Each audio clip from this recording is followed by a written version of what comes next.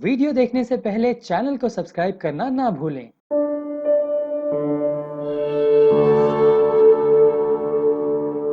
Mumbai police सिपाही को अपने ही चाल वालों की मदद करना पड़ा भारी। तौफीक बाबू तांबे न्याय के लिए हाईकोर्ट पहुंचे।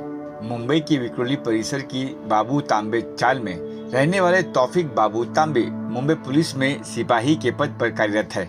अच्छे कार्य हेतु उन्हें राष्ट्रपति सम्मान महाराष्ट्र के राज्यपाल भगत सिंह कोश्यारी जी के हाथों प्रदान भी किया गया था।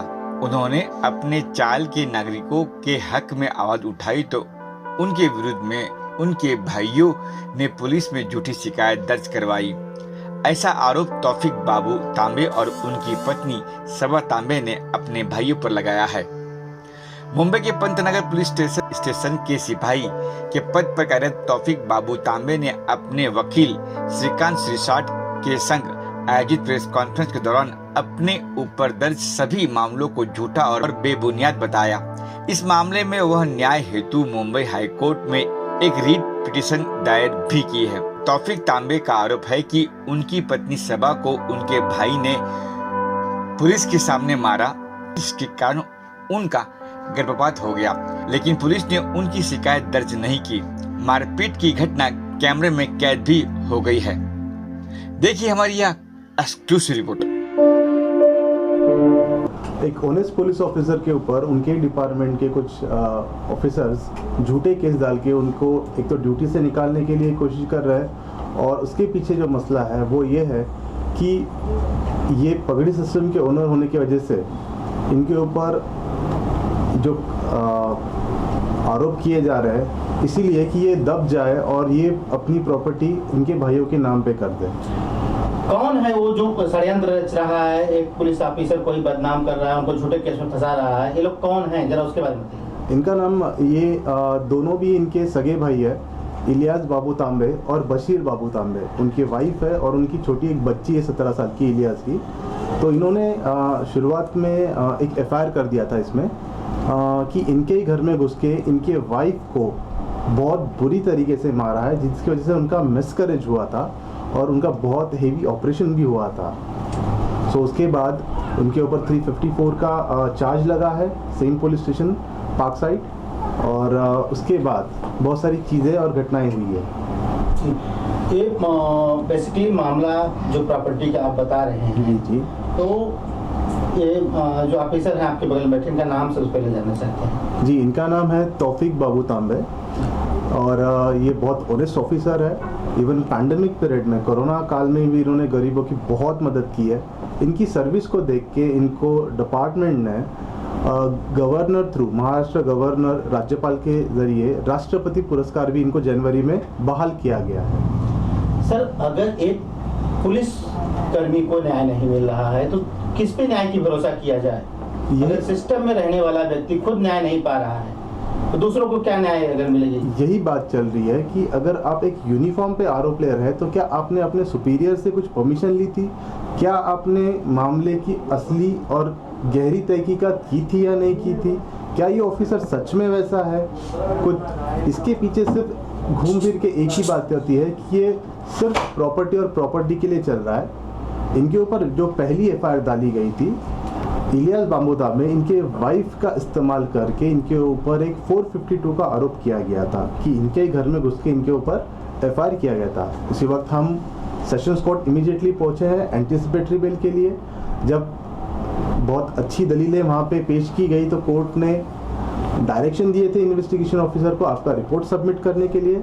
फाइनली प्रॉपर इन्वेस्टिगेशन करने के बाद खुद उनके ही पुलिस डिपार्टमेंट ने रिटर्न में रिप्लाई फाइल किया था कि ऐसी कोई घटना ही नहीं घटी थी और ये जो भी मामला इनके ऊपर आरोप किया गया है वो झूठा है। ओके साहब, जब एक पुलिस वाले ही कह रहे हैं कि मामला झूठा है, फिर वही एफआईआर क्यों दर्ज की? ये भी बात एक सोचने वाली है। सोचने वाली बात है। सिस्टम पे सवाल खड़ा हो रहा है। सिस्टम पे सवाल खड़ा होता है और सिर्फ सिस्टम पे नहीं, एक सुपीरियर पे भी ये सवाल खड़ा होता है उस पुलिस स्टेशन की वो क्या कर रहे थे उस वक्त। उनके ही पुलिस स्टेशन में उनके अंडर अगर ऐसी घटना ऐसे एफआईआर लॉन्च किए जाते तो आम आदमी के साथ क्या होता होगा?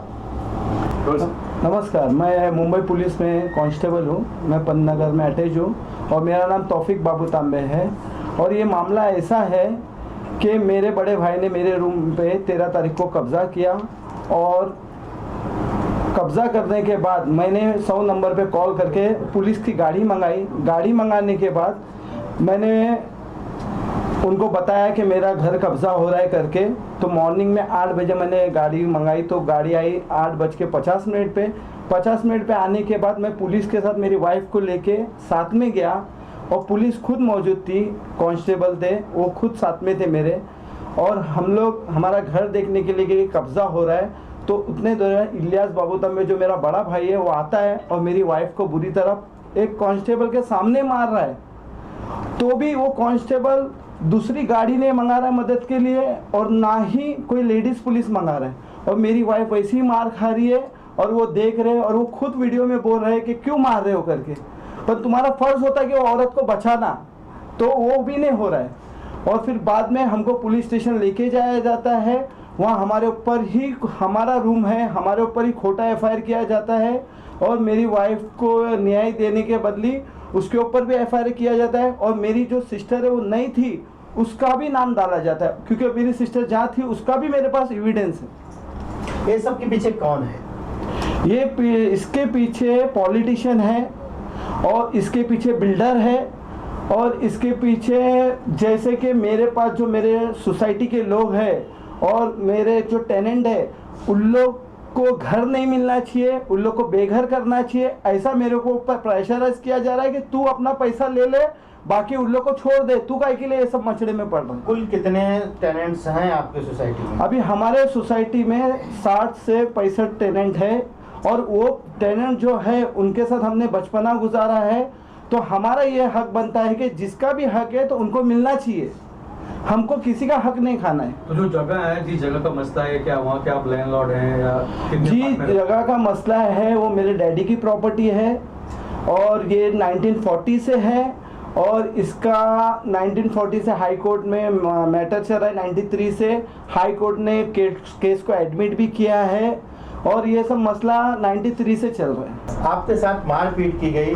आप जब थाने पहुंचे तो आपकी शिकायत दर्ज की गई, न्याय मिल पाया आपको? क्या कहेंगे? जी नहीं, न्याय तो नहीं मिल पाया, लेकिन उन्होंने मेरे साथ जो हुआ है, मेरे साथ इतना उन्होंने लात मारी, बहुत ज़्यादा मार खाई मैंने, लेकिन उन्होंने मेरी शिकायत नहीं ली। एफआईआर बोले मेरे 3 महीने का बच्चा गया, वो मैं बोल रही तो लोग सुन रहे भी नहीं है, कि मेरी शिकायत ही नहीं सुन रहे कि मेरे को क्या तकलीफ़ हो रही है। वहाँ मुझे इतनी इंटरनल प्रॉब्लम हो रही थी, लेकिन उन्होंने मेरी एक नहीं सुनी।